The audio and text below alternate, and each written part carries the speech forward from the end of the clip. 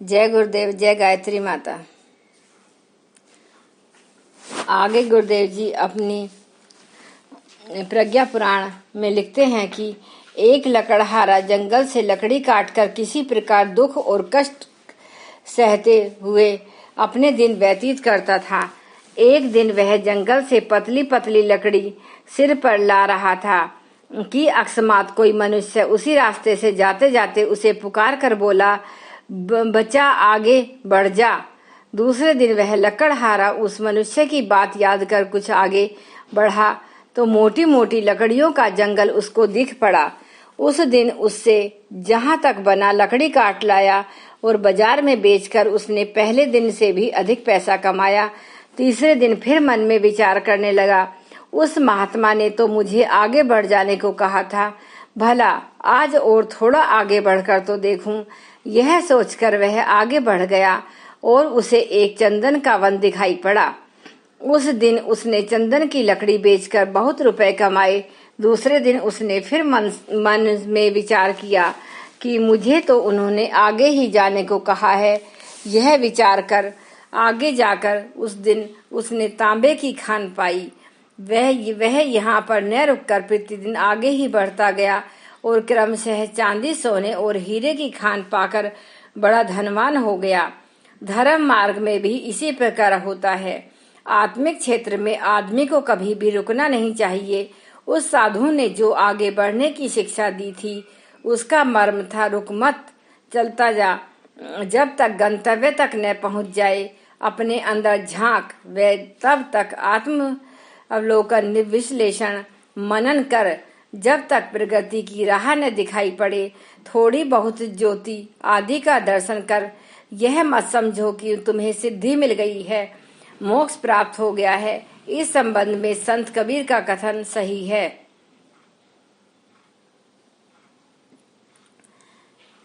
कस्तूरी कुंडल बसे मृग ढूंढे वन माही, ऐसे 67 राम हैं दुनिया देखे नाही। तेरा साईं तुझ में जस्तु पहुपन में वास, कस्तूरी का हिरण जयो फिर ढूंढत घास। आत्मावलंबी किसी अनुग्रह वरदान की प्रतीक्षा नहीं करते, न ही याचना, वरन प्रगति का पथ स्वयं बनाते हैं। अपनी सहायता आप करते हैं। झरने तक उतरकर प्यास बुझाई।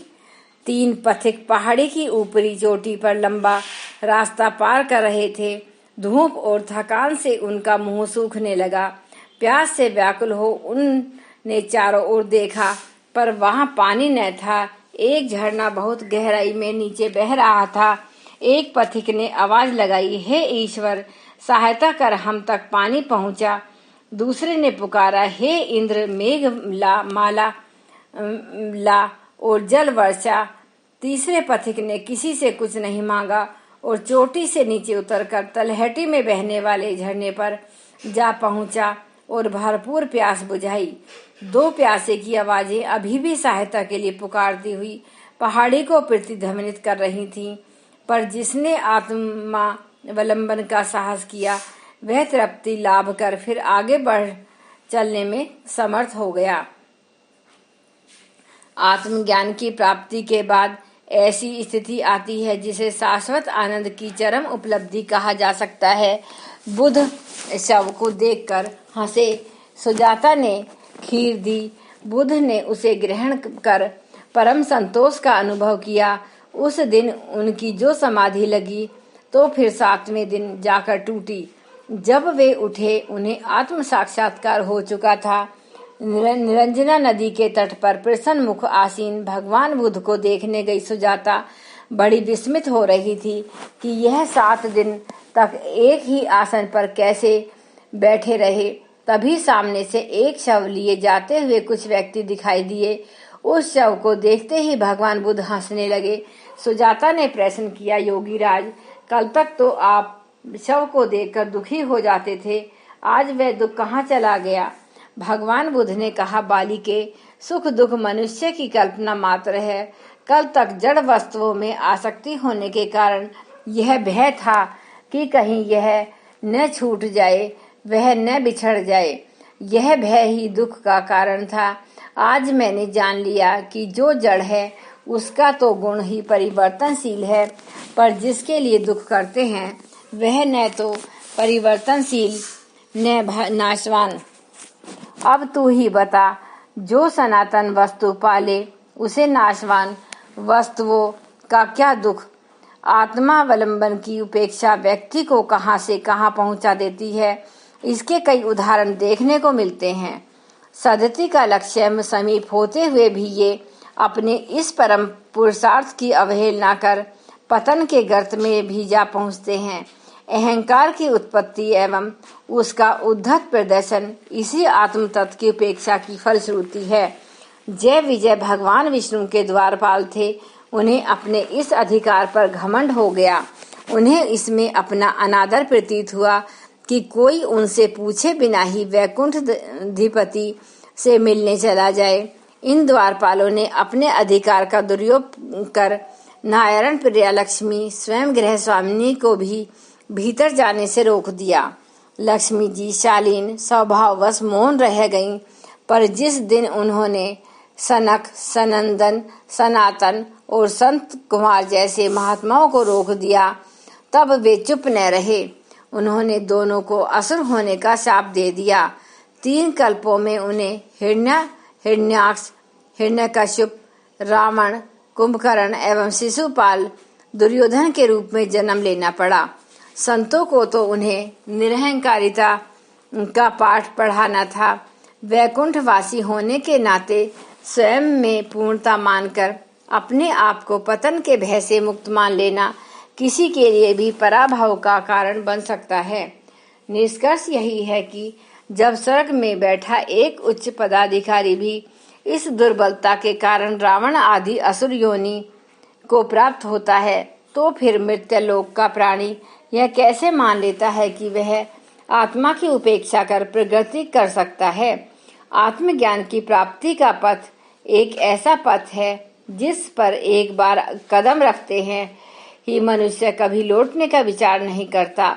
पग रखने भर से होने वाली अनुभूति उसे अनिर्वचनीय आनंद की प्राप्ति करा देती है। यह एक ऐसी पारसमणि है जो अंदर से बाहर तक मनुष्य को शरणयुक्त बना देती है। भौतिकी सुविधा प्रदान मनुष्य भे प्रभु स्वयं दिव्याना च विभूति ना निधि विपुषी दत्तवान किंतु कार्यमिदं तस्याधीनं च कृतवान प्रभु यद विवेक युक्ताम बुद्धि स्वतंत्रता प्रदर्श्यते उपयोग साधना निरुपयोग मथाश्रयन सहभाग।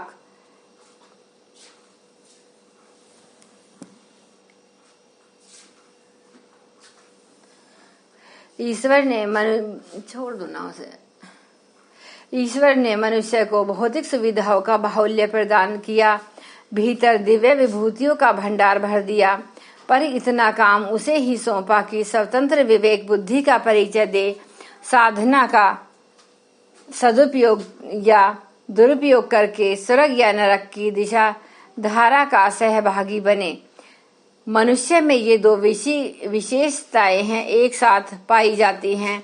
बाल जगत में उपभोग हेतु सुख साधन प्रतिकूल को भी अनुकूल बना सकने योग्य सामर्थ्य तथा अंत जगत में देवताओं को भी अप्राप्य आत्मिक संपदा जो उपायुक्त होने पर भी उसे ऋषि देव मानव महामानव स्तर का बनाती है। सृष्टि में अन्य ऐसा कोई भी जीवधारी नहीं है जिसमें इन दोनों का समन्वय हो।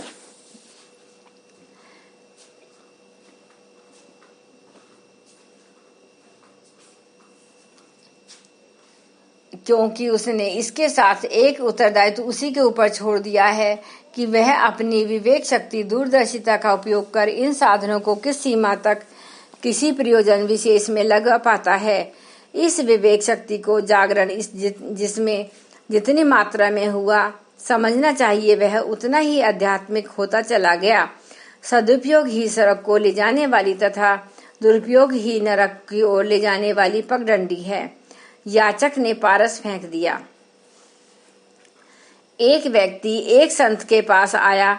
वह उनसे याचना करने लगा कि वह निर्धन है, वे उसे कुछ धन आदि दे दें। ताकि वह जीविका चला सके। संत ने कहा, हमारे पास तो वस्त्र के नाम पर यह लंगोटी व उतरीय है। लंगोटी तो आवश्यक है, पर उतरीय तुम ले जाओ सकते हो। इसके अलावा और कोई ऐसी निधि हमारे पास नहीं है।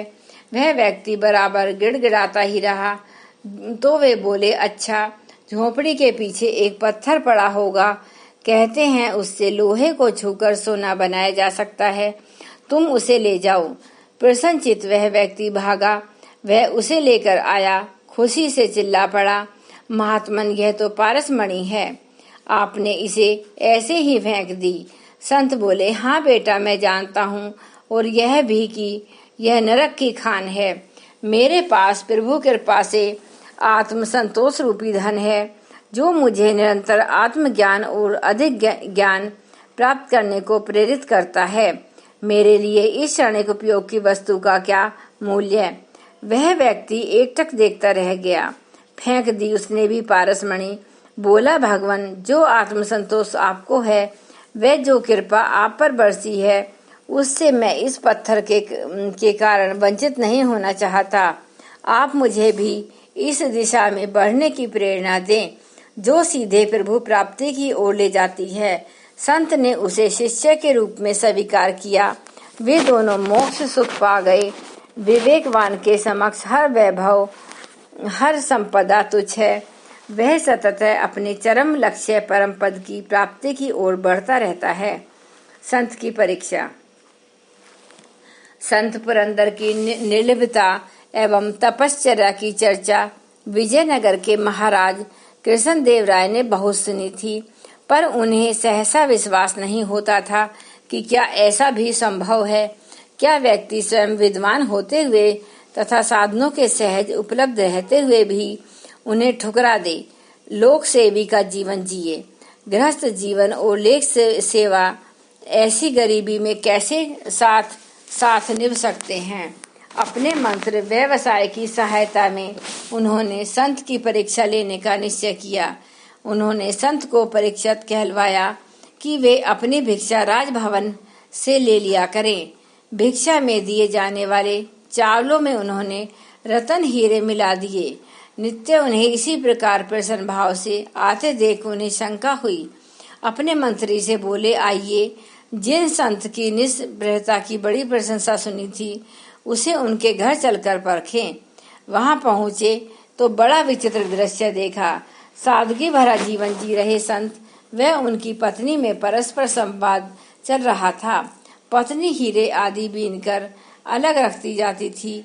वह कहती जा रही थी, आजकल आप न जाने कहाँ से भिक्षा लाते हैं, इन चावलों में तो कंकड़ पत्थर भरे पड़े हैं।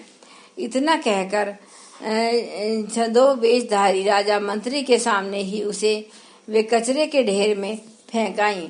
राजा के आश्चर्य व्यक्त करने पर वे बोली, पहले हम भी यही सोचते थे कि ये हीरे मोती हैं, पर जब से भक्ति का पथ अपनाया, लोक सेवा की ओर कदम बढ़ाया, तो निर्वाह योग्य ब्राह्मणोचित आजीविका से ही हमारा काम चल जाता है।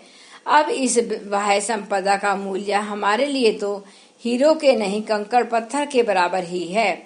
स्वतंत्र विवेक बुद्धि ही है जो व्यक्ति को दो मार्गों, आत्मिक प्रगति तथा भौतिक समृद्धि के चयन, अनुपयोग, दुरुपयोग, सदुपयोग के माध्यम से स्वर्ग व नरक के दृश्य इसी जीवन में दिखाती है। वह उसका भविष्य निर्धारित करती है। वैश्य एवं सदगृहस्थ के दृश्य स्वर्ग और नरक करने के फल हैं। एक संत ने अपने शिष्य को समझाया, पर शिष्य की समझ में बात आई नहीं। तब उसका उत्तर देने के लिए अगले दिन संत शिष्य को लेकर एक बहेली के पास पहुँचे। वहां जाकर देखा, कुछ जंगल से व्याध निरीह पक्षी पकड़ कर लाया था। वह काट रहा था। घर कलह मची थी। यह सब देखते ही शिष्य चिल्लाया, महाराज, यहाँ तो नरक है, यहाँ से शीघ्र चलिए। संत बोले, सचमुच इस बहेलिये ने इतने जीव मारे डाले, पर आज तक फूटी कोड़ी तक न जोड़ पाया। कपड़ों तक के पैसे नहीं, इसके लिए यह संसार भी नरक है। और परलोक में तो इतने मारे गए जीवों की तड़पती आत्माएं उसे जितना कष्ट देगी उसकी तो कल्पना भी नहीं की जा सकती। व्याध संत दूसरे दिन एक साधु की कुटी पर पधारे। शिष्य भी साथ में थे।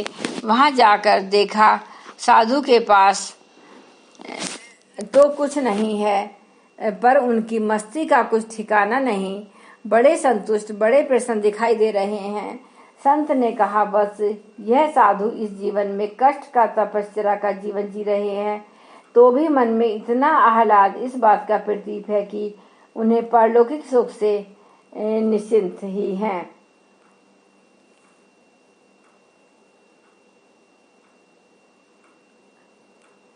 सायंकाल संत एक वैश्या के घर में प्रवेश करने लगे तो शिष्य चिल्लाया, महाराजा यहाँ कहाँ? संत बोले, बस यहाँ का वैभव भी देख ले।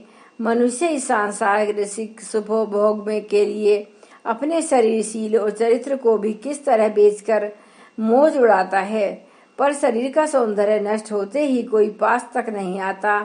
पर इस बात का प्रतीक है कि इसके लिए यह संसार स्वर्ग की तरह है, पर अंत इसका वही है जो उस बहेलिए का था। अंतिम दिन वे एक सदगृहस्थ के घर रुके। गृहस्थ बड़ा परिश्रमी, संयमशील, नेक, ईमानदार था। सो सुख समृद्धि की उसे कोई कमी नहीं थी, वरन वह बढ़ रही थी। संत ने कहा, यह वह व्यक्ति है जिसे इस पृथ्वी पर स्वर्ग भी है और परलोक में भी। शिष्य ने इस तत्व ज्ञान को भली प्रकार समझ लिया कि स्वर्ग और नरक वस्तुतः करनी का फल है। विधाता ने तो मानव को यही सोचकर भेजा है कि वह पृथ्वी पर अन्य जीवधारियों से अलग अपनी दिशा धारा का चयन करेगा और सिरे पक्ष की ओर बढ़कर सबका कल्याण करेगा। पर उसे भी वर्तमान स्थिति देखकर निराशा होती है। स्वयं ही गिरा है, स्वयं ही उठेगा। प्रजापति ब्रह्म ने वृक्ष बनाए, वनस्पति बनाई, छोटे छोटे जीव जंतु बनाए, बड़े बड़े जीवधारी बनाए, पशु और पक्षी बनाए, और जब देखा कि इनमें से एक भी सृष्टि को व्यवस्थित रख सकने में समर्थ नहीं, हर जीव खुद गर्ज साबित हुआ, तब विधाता ने संपूर्ण ही प्रतिभा ज्ञान संपन्न मनुष्य का निर्माण किया। मनुष्य को अपने समान क्षमतावान देखकर विधाता की चिंता दूर हो गई। सृष्टि की व्यवस्था मनुष्य को सौंपकर उन्होंने अपनी थकावट मिटाने के लिए लेट लगाई और शयन करने लगे। 1000 वर्ष की नींद टूटी तो विधाता ने देखा द्वार पर जीव जंतुओं की भारी भीड़ जमा है। विधाता को जगाने और अपनी शिकायत पेश करने के लिए सब किवाड़ खटखटा रहे थे, नारे लगा रहे थे। चकित विधाता दरवाजा खोलकर बाहर निकलने लगे और जीव जंतुओं से उनके दुख का कारण पूछा। जीवों के प्रमुख प्रतिनिधियों ने बताया कि भगवान, आपने मनुष्य कारण पूछा। खोलकर बाहर निकले तो जीव जंतुओं से उनके दुख का कारण पूछा। जीवों के प्रमुख प्रतिनिधियों ने बताया, भगवान, आपने मनुष्य को बनाया था सृष्टि की व्यवस्था के लिए, पर यह तो हम सबको ही सताए और नष्ट किए जा रहा है। धन्यवाद। एक बार गायत्री मंत्र हमारे साथ साथ। ओम भूर्भुवः स्वः तत्सवितुर्वरेण्यं भर्गो देवस्य धीमहि धियो यो न प्रचोदयात्।